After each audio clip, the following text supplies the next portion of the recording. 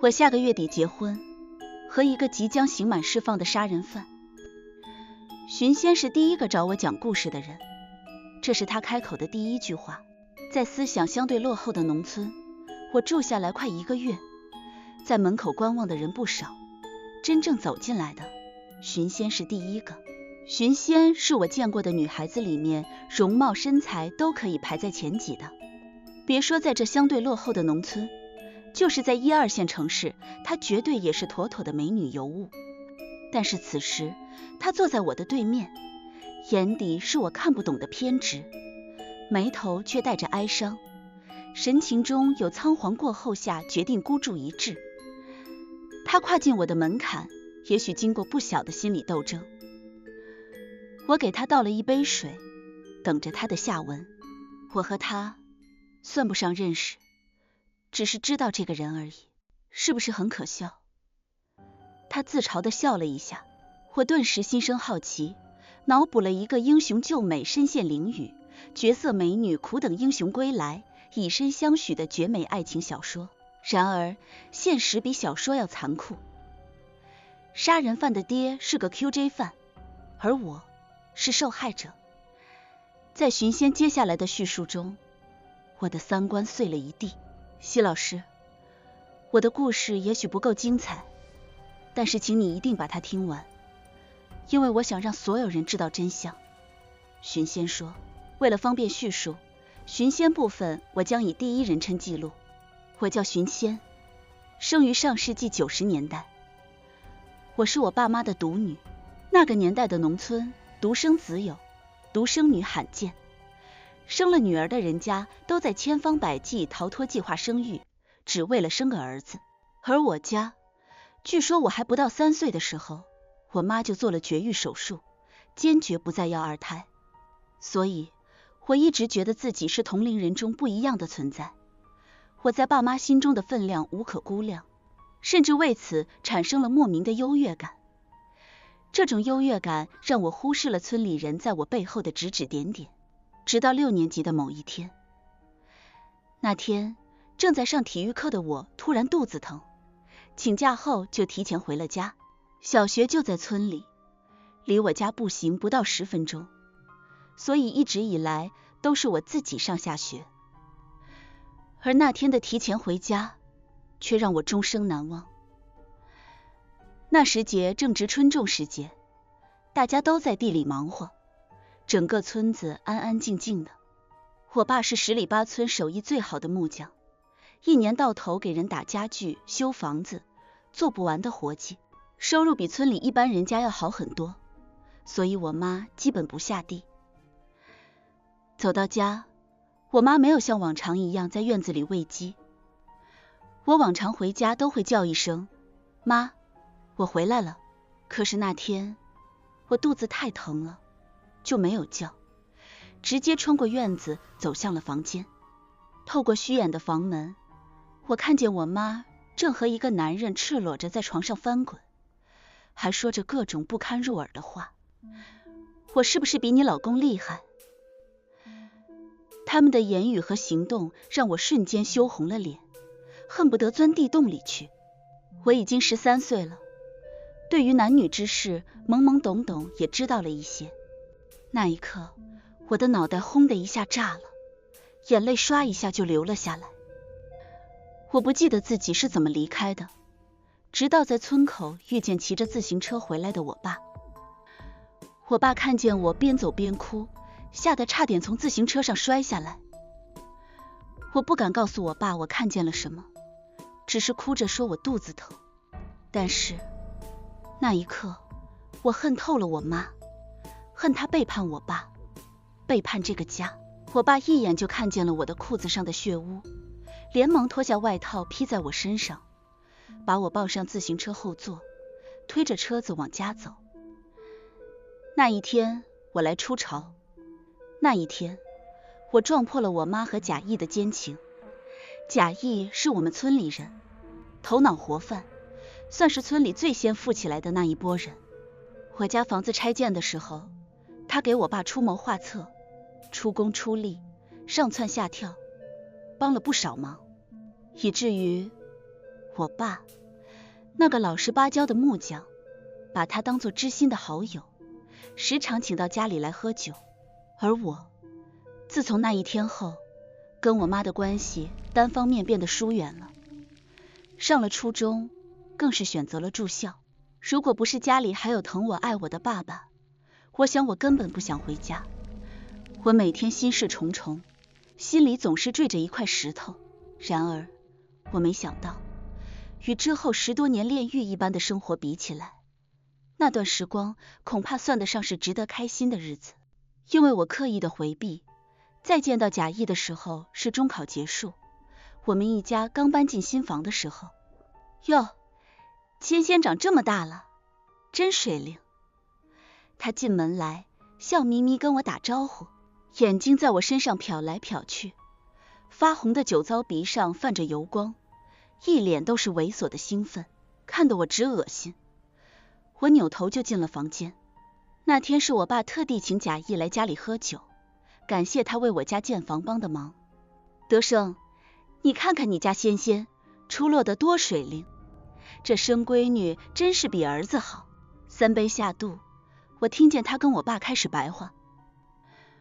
我家仙仙啊，不仅长得好，读书也是顶顶厉害。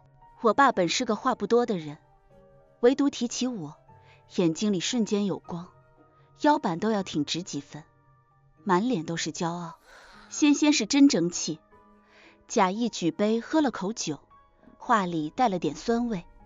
不瞒你说，我这女儿拿10个儿子跟我换，我都不换。我相信我爸这是肺腑之言。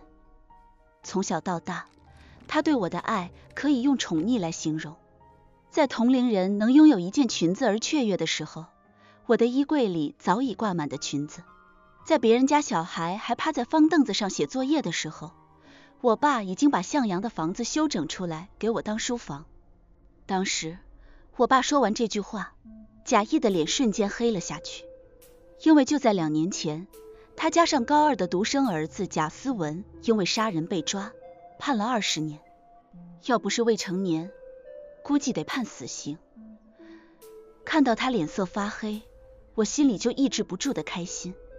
那时候我根本想不到我爸对我溢于言表的骄傲会给我带来什么，或者说我根本没想到人性的恶可以达到怎么样一种程度。如果说后来我落入贾谊的魔爪，主要是因为遗传了我妈的美貌，那么我是我爸的骄傲这一层，就是点燃他嫉妒的火焰。嫉妒的火焰燃烧到尽头，就是毁灭。他用他的方式毁灭了我。就在暑假即将结束，我去县重点高中报名的前一晚，外公突发脑中风，舅舅远在广东打工。在贾谊的帮助下，我爸妈连夜把外公送去县医院。因为贾谊拥有我们村唯一的一辆桑塔纳小轿车，我一个人在空荡荡的家里，听着深夜寂静的蛙鸣，既害怕又担心，熬到后半夜才睡着。不知道过了多久，我感觉有湿热的东西扫过我的脸庞，然后身上一重，我就被重物压醒了过来。是贾谊。暗夜里，他那张肥腻的脸就贴在我的脸上方。啊！下一刻，我的声音被一只肥腻的大手给捂了回去。不许叫，再叫就杀了你。贾谊的手捂住我的口鼻，下身不断的耸动，痛、窒息和突如其来的屈辱让我本能的挣动身体反抗。可是16岁的我哪里是他的对手？渐渐的，我的意识开始涣散，像一条濒死的鱼，任由他施为。就在我以为我要死了的时候，贾谊松开了我。他翻身下床，打开灯，不知从哪里摸出一台相机，对着我就连拍了数张。德生有你这么好一个女儿又怎么样？还不是给老子睡？贾谊得意地摆弄他的相机，把我全方位拍了个遍，然后继续他的受刑。乖一点，不然我就把照片洗出来拿给你爸看。他拍着我的脸说。想到我爸，我的眼泪就止不住的流。妻子背叛了他，而他的女儿被人蹂躏，连反抗或者自杀都不敢。那一夜特别长，特别黑，天好像怎么都不会亮似的。我以为只要我去了县高中，再去外省上大学，贾谊总不可能追到学校里对我怎么样。可是我错了。周五下午刚放学，我就在教室外的走廊里看见了我妈。仙仙，走，妈妈接你回家。外公还在住院，按理说我妈应该在陪护。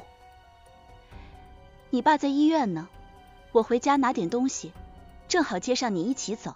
虽然因为3年前的那一幕，我对我妈的感情确实已经不如从前，但是我从来没有跟她当面捅破过。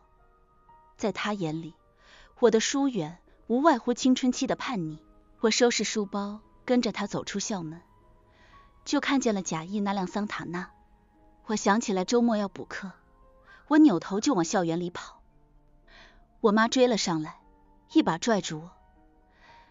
你贾叔叔特地从村里开车来接咱们的，你这孩子怎么这样？我真的要补课。我看着我妈，我想问问她知不知道她的情人把她女儿给糟蹋了。最终我没问，因为她的眼神说明了一切。她知道，她躲开我的逼视，拽着我往外走。我问过老师了，你们才高1，不补课。就这样，我被亲妈给拖上了恶魔的车。那一天，我妈在院子里和别人白话，隔着一堵墙，她的亲女儿，我，被贾谊蹂躏了一遍又一遍。我的心如坠冰窟，绝望就像洪水一般淹没我，眼泪决堤，无声的湿透枕头。事后，贾谊在餐厅边跟我妈调笑，边吃着他亲手做的红糖鸡蛋，而我一件一件穿好衣服，拿起桌上的裁纸刀，划向了自己的手腕。也许是刀不够锋利，其实是我不够勇敢。我承认，我懦弱，怕疼，更怕死。刀只割破了表皮，把我妈吓了一跳。她扯了一根布条，胡乱地帮我伤口包好，然后跪在我面前，抱着我哭得伤心欲绝。芊芊，妈妈只有你一个女儿，你可千万不能干傻事啊！你要是有个3长2短，妈妈怎么办？我想起来，她早就做了绝育手术。我要是死了，就没人给她养老送终了。悲凉从心底升了起来。你贾叔早就喜欢你了，他会对你好的。这就是我妈对于我被施暴这件事的劝慰。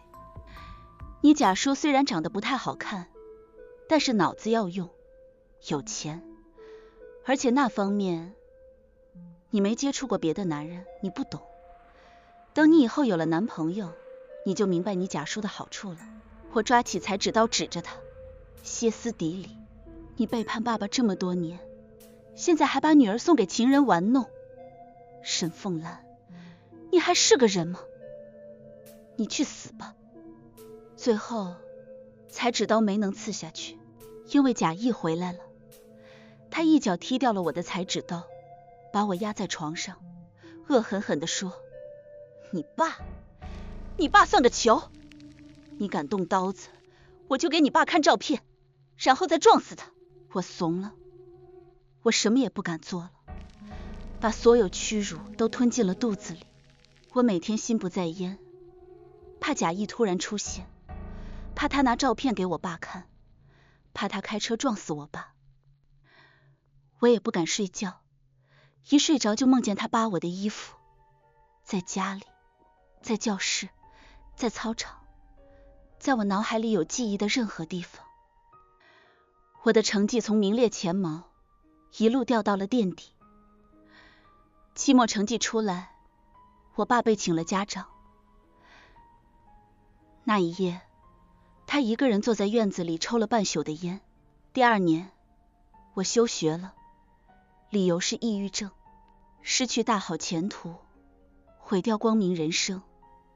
奚老师，你觉得这够不够惨？我告诉你，不够，一点都不够。荀仙在我面前笑了起来，眼底却是一片冰凉和嘲弄。后来呢？后来，荀仙的目光落在虚无，好像在想什么，又好像什么都没想。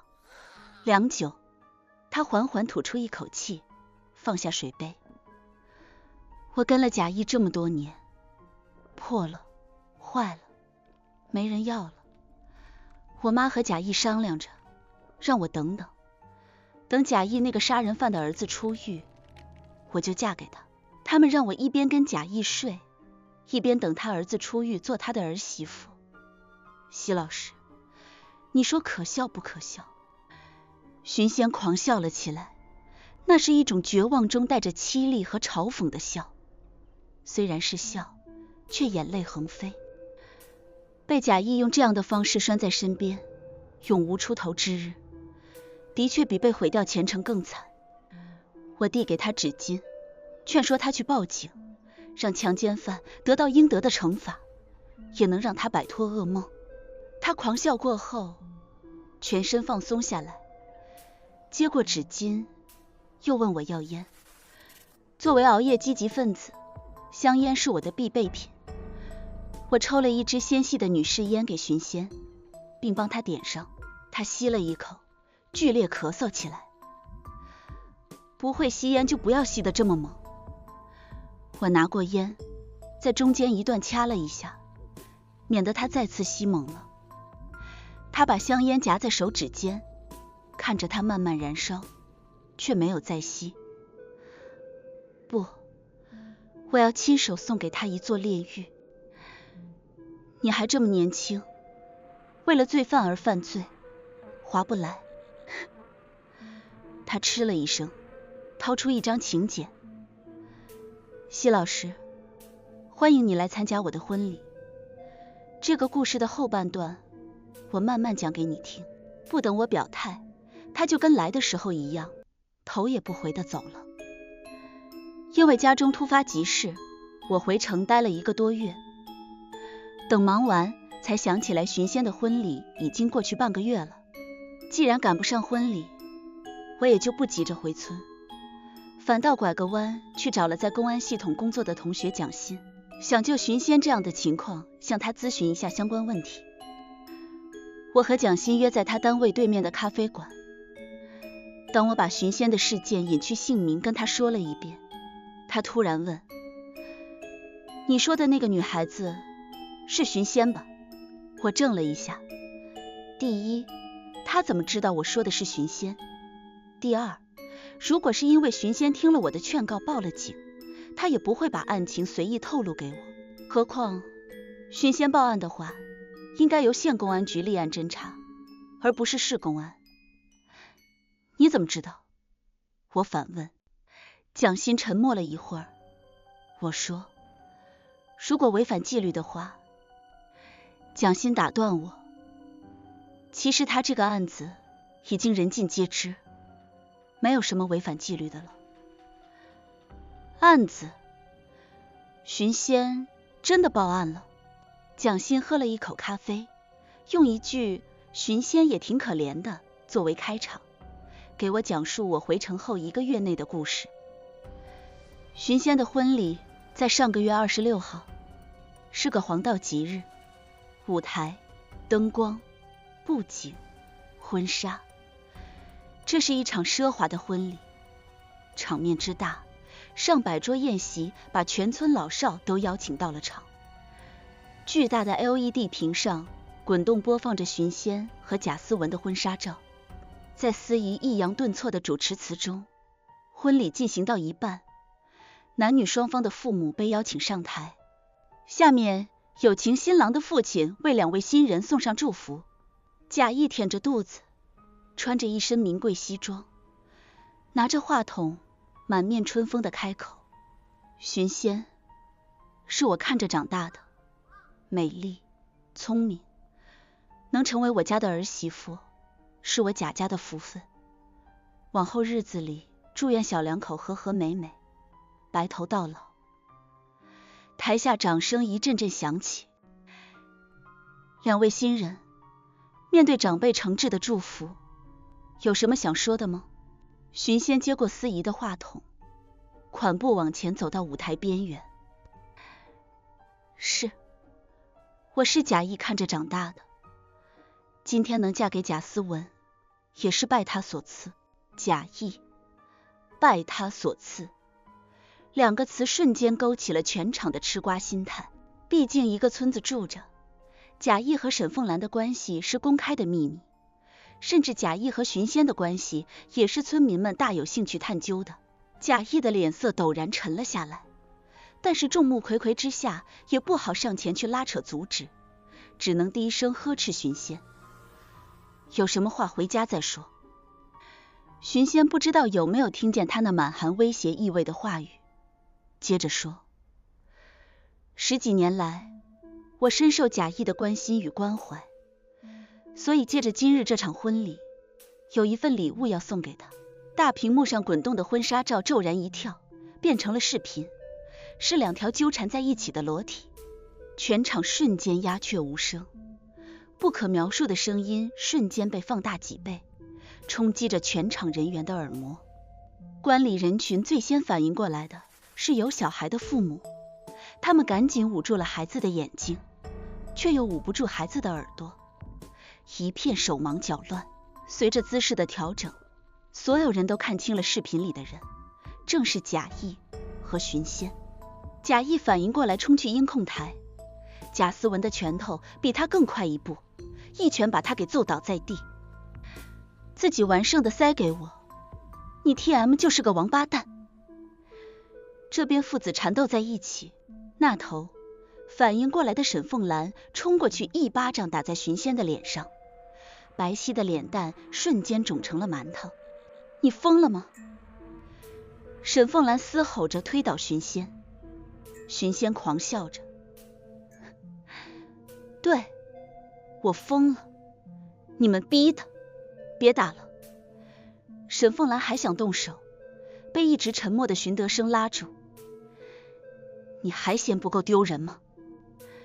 荀仙擦掉嘴角的血渍，爬起来，拿着话筒笑着说，是啊，还不够丢人吗？15年前，我妈，我亲妈，把还没到16岁的我塞给她的情夫贾谊，强暴了未成年的我，还拍下裸照作为威胁，让我15年委身给他，让他发泄兽欲。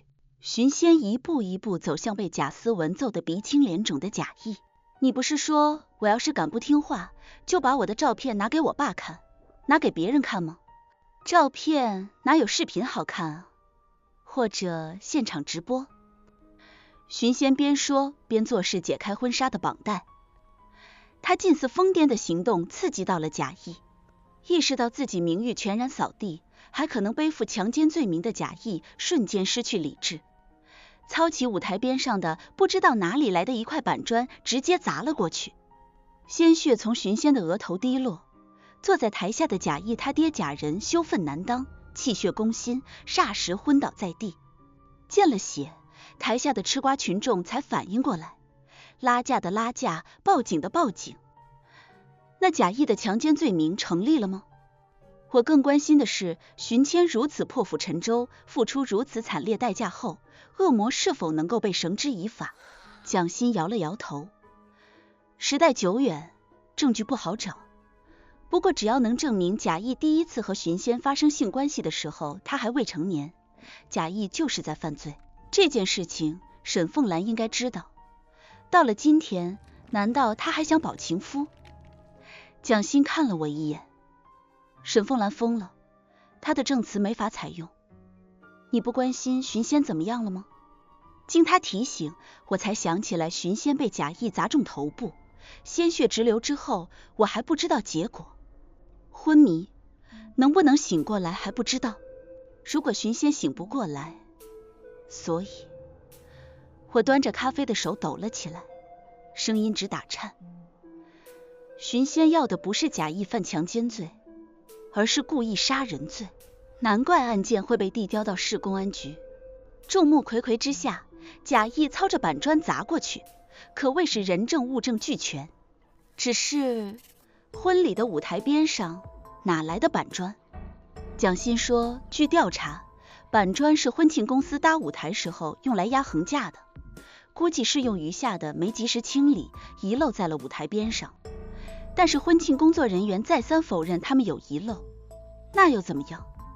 板砖出现在舞台边已经是个不争的事实，为此婚庆方也许会承担部分民事赔偿，自然这个得法院来裁定。对此我更倾向于是荀仙自己把板砖放在那里的，他想用自己的命来制裁恶魔。我有些懊悔，当时如果我去参加了荀仙的婚礼，也许能够阻止最后的悲剧发生。但是蒋欣的一句话点醒了我，15年，女儿被人霸占，就算有沈凤兰遮掩，荀德生难道就真的什么都不知道？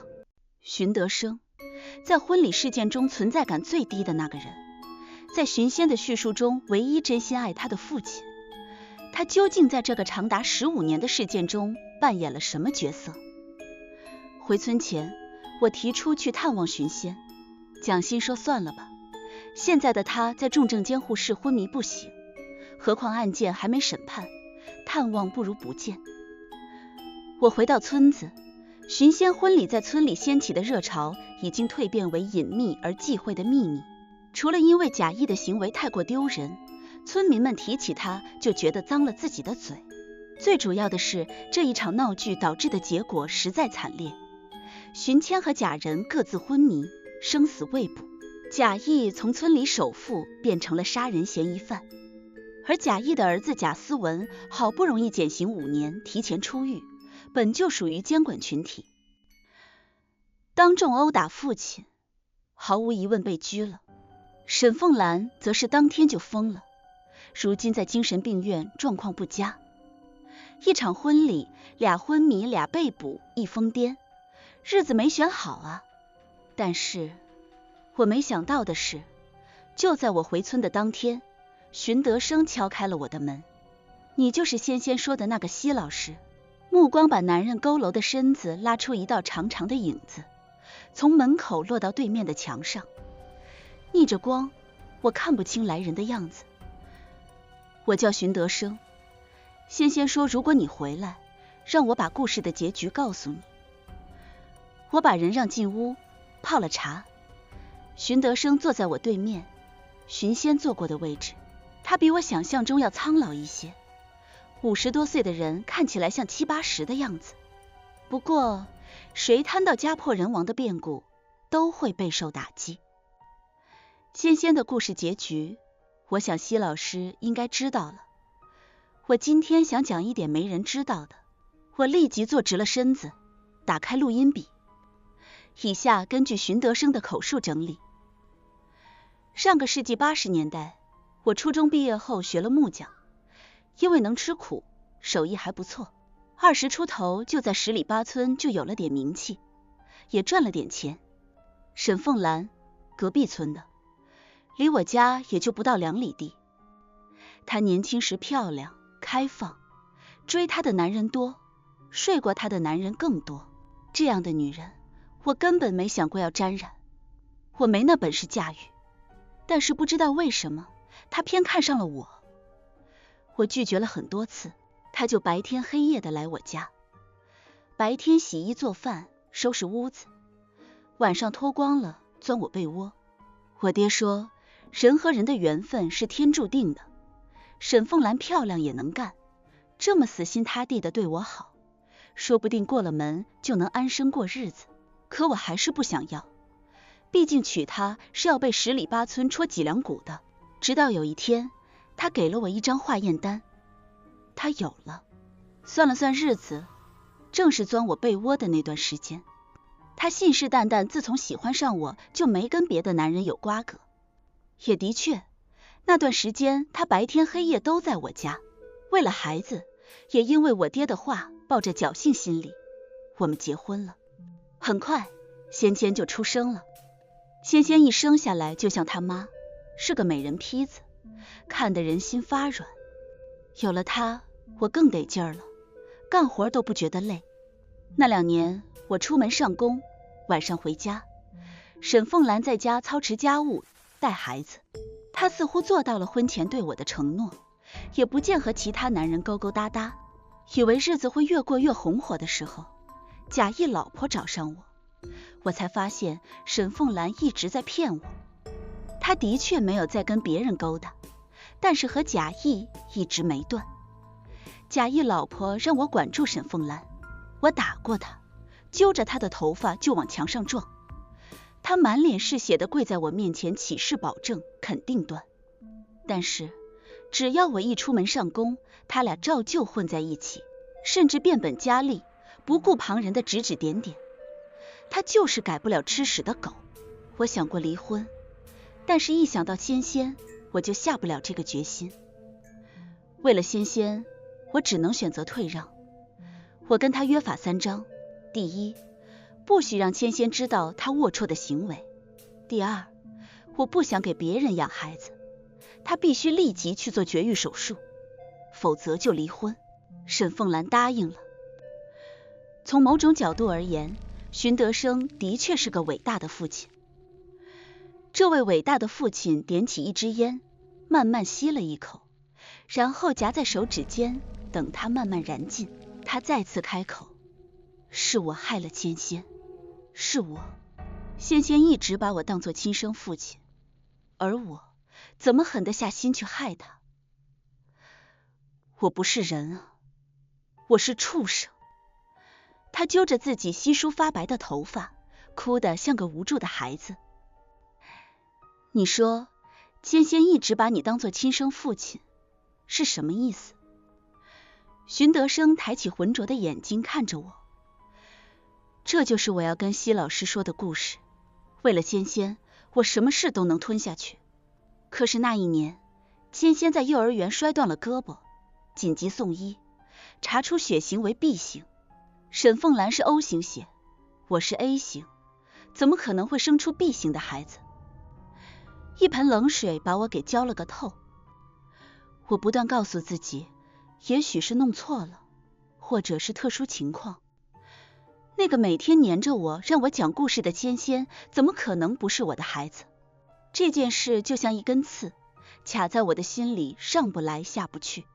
后来我知道市医院可以亲子鉴定，我悄悄带仙仙去做了。没有侥幸，我和仙仙没有任何血缘关系。拿结果那天，我在市医院门口抽完一包烟，制定了一个恶毒的复仇计划。沈凤兰嫁给我之后，贾谊是她全村皆知的情夫，除此之外，并没有见他和别的男人有勾连，所以仙仙不是我的孩子，应该就是贾谊的。于是我开始接受他对我们家的帮助和馈赠，房子拆建、装修，家里长短事情，他给的一切我照单全收，全当是我帮他养女儿的报酬。另一边，我不断在他面前夸奖仙仙，特别是在他儿子出事后。我知道妒忌能让人疯狂，加上贾谊原本就狂妄极色，除了沈凤兰，他在城里还养了个比他小10岁的情妇，何况仙仙出落的比他妈还漂亮。那个暑假，贾谊看仙仙的眼神，我就知道我的计划成功了一半。沈凤兰父亲紧急送医那天，我在贾谊的车上拿到了他的头发，还无意间说漏了家里备用钥匙放在哪里。一切都按着我的计划进行着。我突然就明白了荀仙所说的恶寒是什么样的感觉，正是此刻我看着眼前的男人的感觉。他一步步推波助澜，让贾谊对荀仙色心大发。等他行动之后，再拿出荀仙是贾谊亲生女儿的 DNA 鉴定书。这个佝偻着消瘦的身子，两颊凹陷，目光浑浊呆滞，破旧的灰色 T 恤空空荡荡挂在身上的男人，分明是个老实巴交的人，却做了世间最恶毒、最狠戾的事情。如果杀人不犯法，我恨不得把眼前这个披着羊皮的恶狼给锤死。荀谦从开始的屈服到最后的破釜沉舟，都是为了他，为了这个他以为的一直守护着他的父亲。很可惜，荀德生突然笑了，笑容里带着释然。医生告诉我，虽然荀仙和贾谊的比对结果相近，但没有亲子关系。万幸，我松了口气。荀德生睁着浑浊的眼睛，看着残阳渐渐落下，余晖映在他发黄干瘪的脸庞上。但是千仙终究还是毁了，我亲手毁的。夜幕降临的时候，荀德生拖动着步伐离开。我看着他的背影，微微叹了口气。这件事情始末终究没有一个人落了好，唯一无辜的只有荀仙。我在村里又住了几日，村民知道我是个写作者，专门来收集他们的故事。渐渐的，上门来的人多了。我从众多故事中筛选了几个题材，经过艺术加工写成故事，在某乎上发表，引起一阵不大不小的波澜。转眼间，时间就到了年尾。我收拾行李回村过节，顺便给蒋欣送去一些土特产。荀仙的案子怎么样了？还是上次那间咖啡馆。蒋欣喝了一口咖啡。已经进入公诉阶段，已经提起公诉，可见贾谊故意杀人的罪名十有八九要坐实，就算不偿命也得判个几十年。荀仙已经在2个月前去世了，能给他带来慰藉的，无非就是把伤害他的人绳之以法。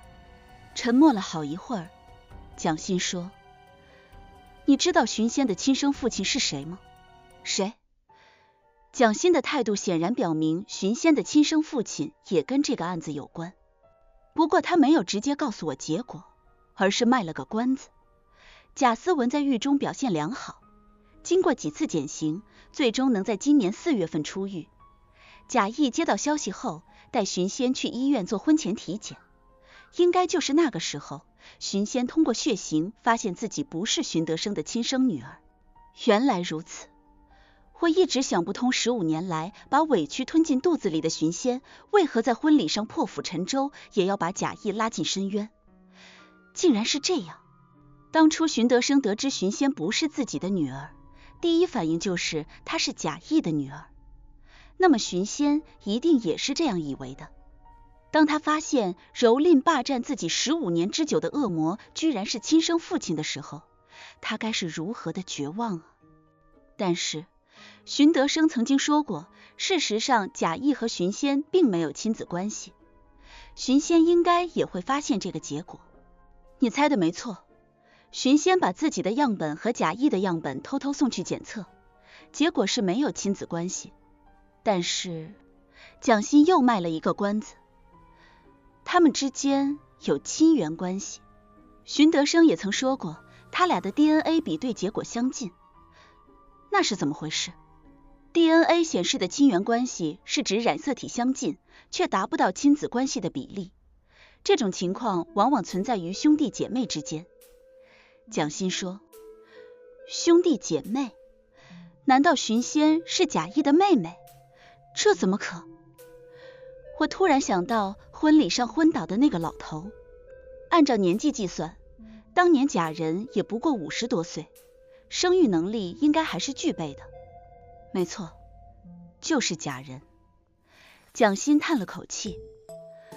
我们在医院查到了荀仙送去亲子检测的3次记录，分别是他和荀德生、贾谊还有贾人的。换句话说，当他发现自己和贾谊之间存在亲缘关系的时候，就猜到了贾人。事实证明他猜对了，所以荀仙的15年地狱是他的亲哥一手造成的。而4月26日那天，他差点跟自己的亲侄子结婚。蒋欣，他是抱着必死的决心做的婚礼这个局。如今贾人成了植物人，也熬不过多久，而贾谊成了杀人嫌疑犯，也算是对他有个交代了。